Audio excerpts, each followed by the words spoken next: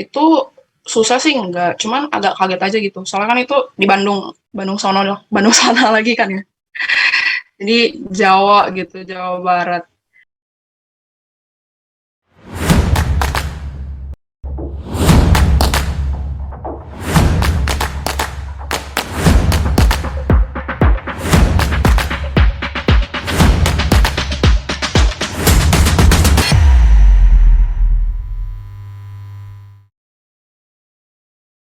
Gimana nih Kak? Masih haus nggak? Udah minum Stargame kita nih tadi. Masih ada nggak gamenya?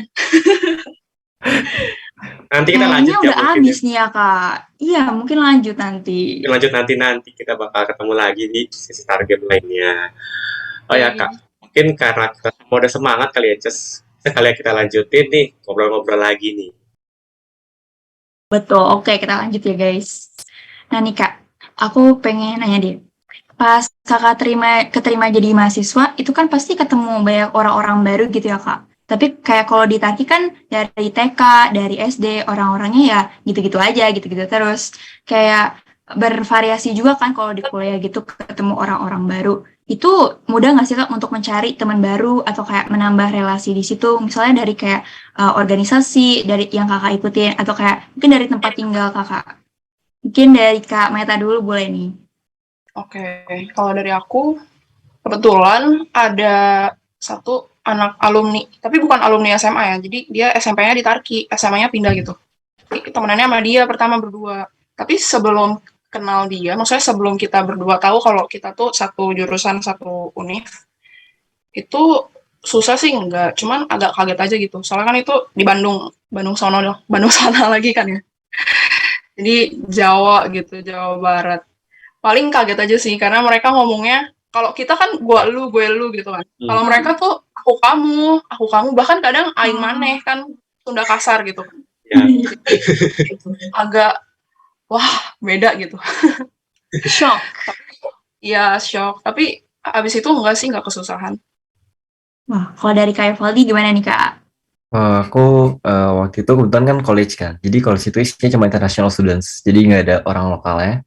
Terus kita di sana kan ngomong pakai bahasa Inggris. Nah, karena Inggris aku kurang bagus, jadi awal-awal kayak kendalanya lebih ke bahasa kan. Tapi kayak most of it sih kayak mereka memang mau temenan kan, jadi kayak santai gitu loh. Terus kayak nggak apa-apa kalau salah Inggrisnya nggak terlalu bagus segala macam enak, kayak mereka bakal bantu. Terus kalau susah atau gampang, balik lagi sih ke individunya, kayak maksudnya kayak apakah kamu extrovert atau introvert juga kan. Kan ada orang yang nyaman sendiri, ada orang yang mana punya teman banyak. Kayak even introvert pun juga butuh teman, tapi kayak mungkin nggak sebanyak kalau extrovert gitu kan. Nah itu kayak balik lagi ke referensi masing-masing. Kalau mudah atau sulitnya kayak menurut aku selama kamu punya banyak topik yang bisa dibahas dan kamu orang asik-asik aja, gampang sih. Karena mereka open banget gitu loh. Dan di sini kayak open minded banget sama orang-orangnya. Jadi kayak even tuh kayak berbeda, it's fine gitu loh. Kayak gitu sih. Jadi kayak dimanapun kita berada, yang penting kita berani buat ngomong sama orang-orang di sana, bisa ya dapat teman, dapat kenalan. Jadi ya walaupun beda budaya pun nggak menjadi penghalang gitu ya Kak. Iya. Hmm, kalau nah nih Kak, Kakak kan di kuliah kan kayak tinggal sendiri ya tadi ya. Nah, biaya hidupnya itu gimana sih Kak? Kayak dengar kan lumayan mahal ya kalau tinggal sendiri. Sama kayak Kakak tuh ada ikut kerja sampingan nggak sih buat nambah penghasilan gitu? Saya nih dari Kak Meta dulu mungkin nih. Kalau aku pertama dari kos ya. Kalau kos itu di sana di Jatinangor itu banyak kan yang per tahun. Per tahunnya beda-beda sih tergantung fasilitas. Tapi biasa bisa dimulai dari 10 juta sampai 20 juta. Itu kalau kosan. Ada juga pilihan apartemen. Apartemen itu mulai dari 30 sampai 40-an. Nah, itu orang tuaku udah bayar gitu, jadi aku nggak harus bayar kosan lagi. Nah, terus cari yang udah include air sama listrik gitu loh. Jadi kayak nggak usah kesusahan bayar lagi kan. Jadi paling dikasih uang bulanannya cuma untuk kehidupan sehari-hari aja. Itu 10 sampai 30 ribu sekali 30 ribu kemahalan nih 10 sampai 20 ribu sekali makan tuh udah kenyang gitu kalau di Jatinangor ya biaya hidupnya murah banget. Terus kalau misalkan rajin cuci baju sendiri, kalau lagi males laundry laundry sekilo 6 sampai 7 ribu dapat gitu. Terus kalau yang suka main paling ada biaya tambahan kayak nongkrong gitu-gitu kan. Cuman karena Jatinangor itu kan daerah terpencil gitu. Jadi mau main kayak gimana juga nggak terlalu mahal gitu kan. Paling kalau misalkan mau main yang head-on gitu ke Bandung gitu. Bandung. Bandung kota mode sih ya, bisa beli belanja-belanja mode juga banyak, makanan juga banyak. Ya, kota besar sih kota Bandung itu. Kalau dari Kak Valdi gimana nih Kak? Aku kasih average aja lah ya, kira-kira aja ya, rata-rata. Kalau tempat tinggal, dulu aku udah pernah homestay. Homestay itu 1 minggu $330, tapi udah include air listrik, gas, wifi, dan makan. Nah, habis itu aku juga pernah student accommodation, jadi itu kayak apartemen tapi khusus untuk students. Itu seminggunya itu $416. So, aku pernah Airbnb juga, itu seminggu $350. So, saat kalau apartemen, kan saat ini nyewa apartemen kan, berdua sama teman aku, itu satu orangnya sekitar $310 per minggunya. Itu tapi belum termasuk air, gas, listrik, wifi. Jadi kayak kita harus bikin account sendiri, terus kita harus kayak connectin sendiri segala macamnya. Kayak kalau di sini sih tinggal register doang gitu.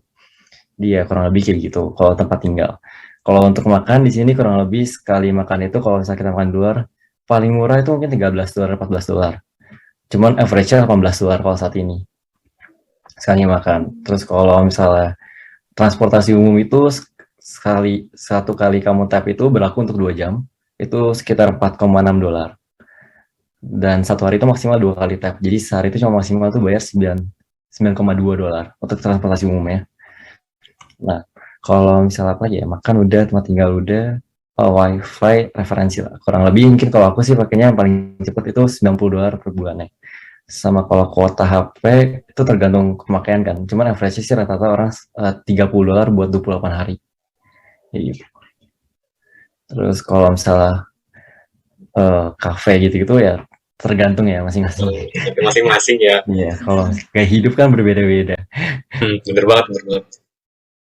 Kalau bisa gitu. Harus pinter-pinter ya kak, nyari cara-cara gitu ya buat menghemat duit biar mungkin bisa nongki bareng ayang gitu kali ya kak. Ngomong-ngomong udah punya ayang belum nih Kak? Ayo. Ayang halu ada, ayang halu ada, ayang halu Kalau ya. ada. Mungkin Ayang kalau beneran nggak ada. mungkin kalau ada yang mau jadi ayang bisa daftar kalian nanti buka link pendaftaran di akhir mungkin lo ya. Boleh nih. Kak, di tempat kakak kuliah gitu untuk pekerjaan sampingan diperbolehin gitu nggak sih kak? Mungkin dari Kak Yovali dulu deh. Kayaknya dari student internasional gitu kan biasanya ada aturannya gitu kan ya buat pekerjaan sampingan. Oke, kalau dulu itu ada maksimalnya 20 jam per minggu. Karena kita sebagai student kan fokusnya belajar, bukan untuk bekerja.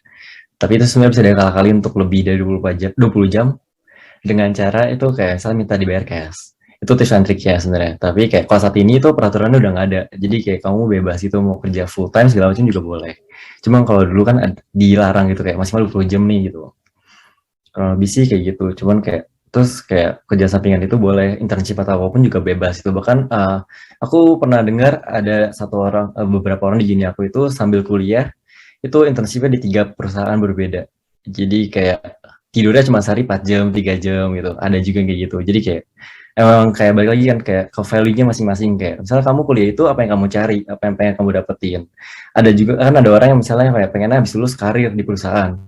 Terus dia pengen dong CV-nya banyak banget internshipnya. Jadi mereka ketika 1 semester udah sambil kuliah cuma 3 bulan doang.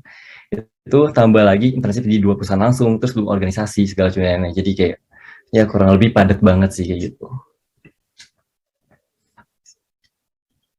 Wah, berarti itu emang bisa sibuk banget ya. Itu mahasiswa di situ udah harus ngumpulin CV gitu-gitu, terus nyari kerjaan sampingan juga buat membantu masuk CV tuh. Jadi emang agak berat ya kak, kayaknya. Lumayan. Itu kan tadi, iya. Jadi kan dari Kak Ivaldi ya. Kalau Kak Meta sendiri gimana nih kak? Di universitas negeri itu setahu aku ya jarang banget ada orang yang kerja part time gitu karena sibuk banget kan. Tapi itu nggak ada larangan sih kalau misalkan mau kerja sampingan gitu, asalkan absennya terpenuhi aja 80%. Karena kalau di bawah 80% nggak boleh UTS, nggak boleh UAS, nggak keluar nilai akhir gitu Jadi aja sih, simple. ya jadi ya sampingan itu ada beberapa universitas ada ya, tapi boleh diperbolehkan, cuma ya fokus mahasiswa ya belajar ya di fokusnya.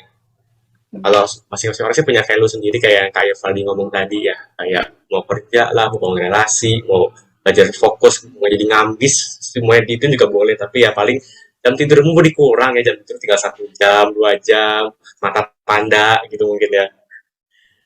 Ya Kak, kebetulan kita kan angkatan COVID-19 nih, jadi kayak pernah ngerasain eskul offline gitu di sekolah. Kalau kan misalkan kayak nanti-nanti nggak sih kayak eskul di luar eskul di sekolah gitu tuh. Kalau boleh tahu nih, dulu eskul apa nih di SMA? Dari siapa dulu? Dari Kak Yovaldi boleh nih Kak Yovaldi. Aku dulu kelas 10, kelas 11 ikutnya floorball. Floorball. Iya, Oh nggak tahu masih ada atau enggak? masih yang kayak hoki itu kan nggak sih? Dulu Iya, masih ada. masih ada. Habis itu kelas Iya, 12 aku pakai stick. ikutnya, ya dulu kelas 12 aku ikutnya PMR. Karena udah capek olahraga kan, 2 tahun udah cukup gitu. Berpindah haluan guys, dari olahraga jadi VMR. Tapi masih ada relatable ya sama kesehatan gitu ya guys. Kalau Kak Meta apa nih Kak? Aku dulu nggak mau ikut ekskul, capek. Tapi dulu tuh diwajibin kan ekskul. Ya udah, akhirnya pilih teater dulu. 3 tahun teater, setia aku. Ya anak teater. Anak Mungkin. teater. Kalau akhir tahun sampai ada drama, mungkin diajak kali ya. Iya. Tapi kan di SMA nih, kalau di kuliah itu ada kayak eskul juga nggak sih Kak? Ya, kalau nggak salah sebutannya UKT ya kalau di sini. UKT atau UKM. Ada nggak tuh? UKM ya, UKM. Kalau UKM? dari ya Kak. UKM unit kegiatan mahasiswa kayaknya ya. Di Unpad tuh banyak banget. Tapi balik lagi kan, saya mager. Aku mager banget orangnya. Jadi nggak ikut. Tapi paling ikutnya yang di itu, di himpunan. Kalau di himpunan namanya KKM. Kelompok Kegiatan Mahasiswa. Itu lebih nggak terikat itu. Kayak main badminton, nontonin orang main basket. Gitu-gitu. Kalau lagi gabut aja sih paling. Ya. Menurut Kakak kayak ada benefitnya gitu nggak sih? Kayak misalnya masuk tadi KKM itu, atau kayak mungkin organisasi dari sekolah kakak gitu. Mungkin dari Kak Meta dulu nih. Organisasi dari sekolah atau dari kuliah? Oh, dari kuliah. Oh, kalau dari kuliah, sebenarnya organisasi itu penting banget buat ngelatih kita cara komunikasi sama orang, leadership kita, gitu-gitu kan. Jadi aku ikut himpunan. UKM tadi nggak ikut karena mager, males olahraga. Kebanyakan UKM olahraga, jadi males. Jadi ikutnya organisasi. Nah, menarik banget nih organisasi di di kuliah, soalnya kalau di SMA kan adanya Bantara sama OSIS kan. Betul. Kalau di kuliah itu ada 2, jadi legislatif sama eksekutifnya. Jadi kayak ada DPR-nya gitu lah, DPR kampus. Nah, aku ikut yang itu, namanya DPA, Dewan Perwakilan Anggota. Itu ikut dari semester 23 sama 45. Sekarang sebenarnya masih bisa kalau mau daftar BEM sama yang DPR-nya UNIF itu bisa. Cuman udah capek, udah tingkat akhir. Sibuk skripsi. Udah capek, jadi udah nggak mau lagi gitu. Pejuang skripsi, jadi mungkin ya fokus skripsi dulu ya, selesai skripsinya dulu. Kalau tadi kan dari Kak Meta nih, kalau dari Kak Yovaldi.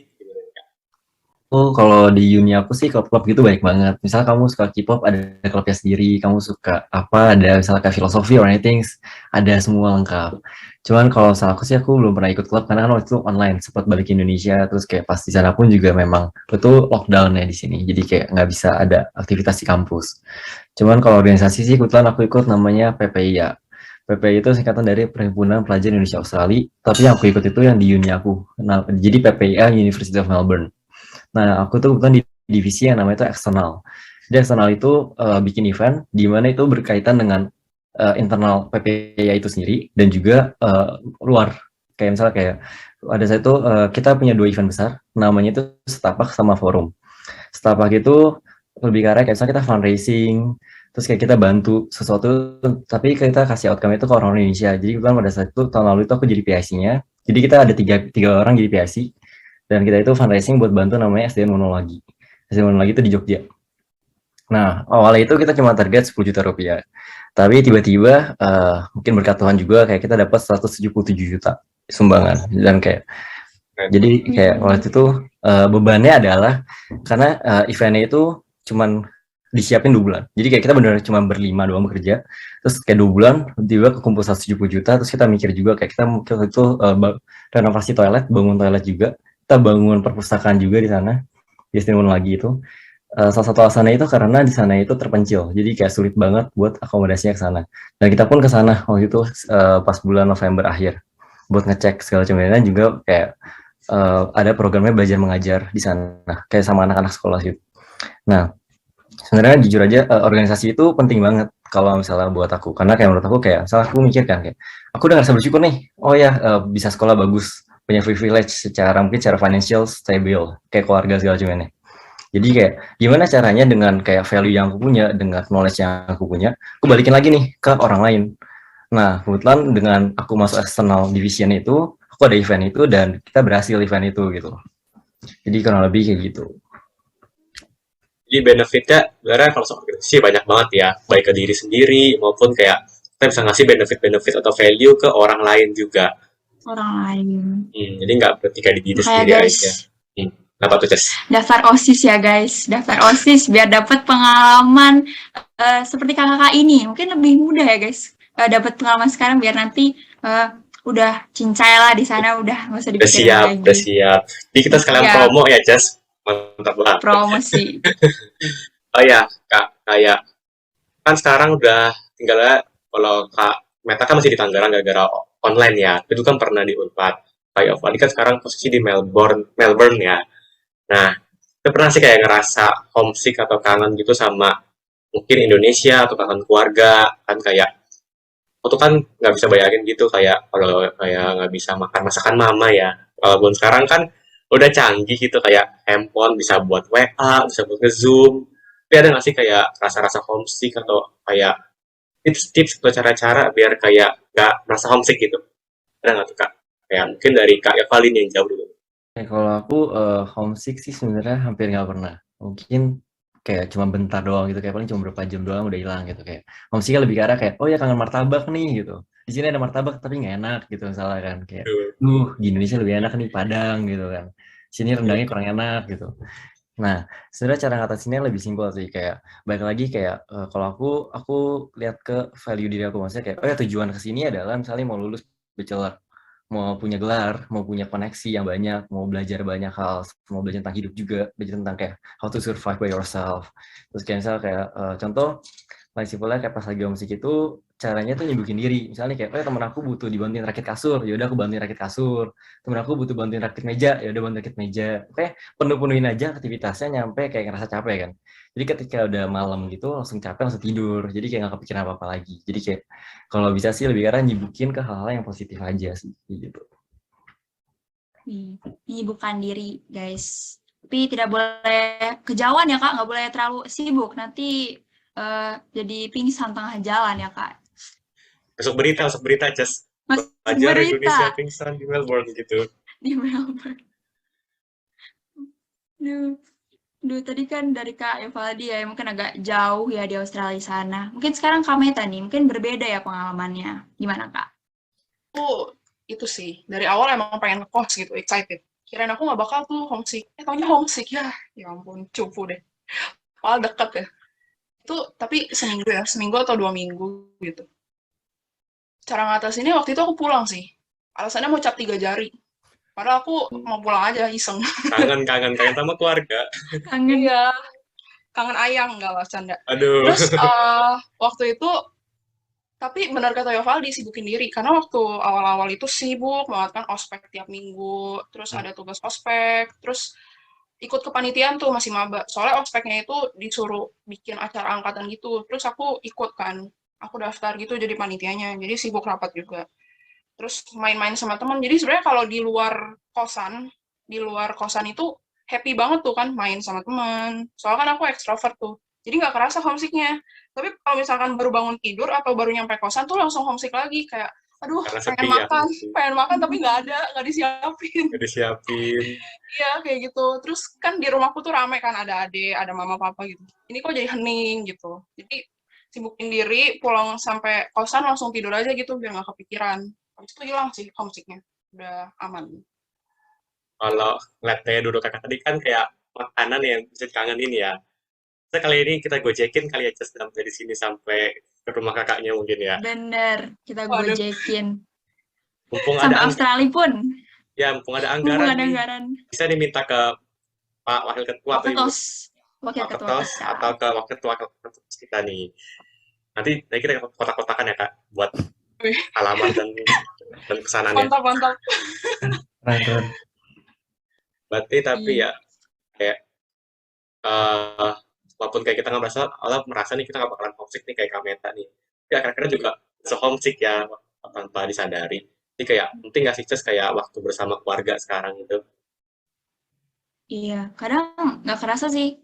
Kayak kita berdua nih ya, kayak online gini, kan di rumah aja. Tapi kayak jadi menjauh gitu kan kadang-kadang dari keluarga, walaupun kayak iya serumah. Tapi kayak kita kerjanya ngadepin laptop, ngerjain tugas. Jadi kayak nggak kerasa hubungannya gitu. Tapi mungkin harus lebih kita Manfaatin gali gitu ya waktu-waktu yang ada. kita ada sebelum mungkin manfaatin sebelum kita pergi.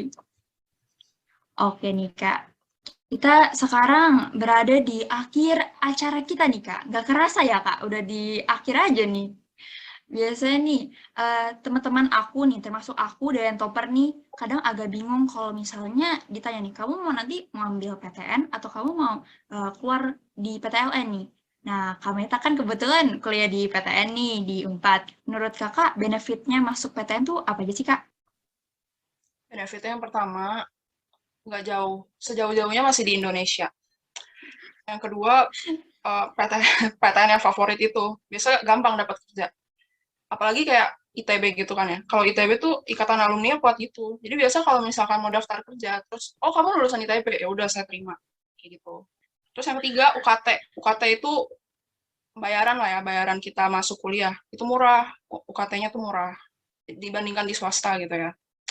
Terus yang keempat, kalau misalkan kalian pengen kuliah yang jurusannya aneh-aneh gitu, saya yang jarang ada, itu biasa di PTN itu Dan banyak tuh yang kayak gitu, dibandingkan di Hmm. swasta, kayak gitu. Itu aja kayaknya dari aku. banyak juga ya Kak nilai-nilai benefitnya ya, nilai-nilai plusnya dari PTN. Nah, kalau dari tim PTLN nih dari Kak Fali, apa aja nih Kak benefitnya nih, Kak?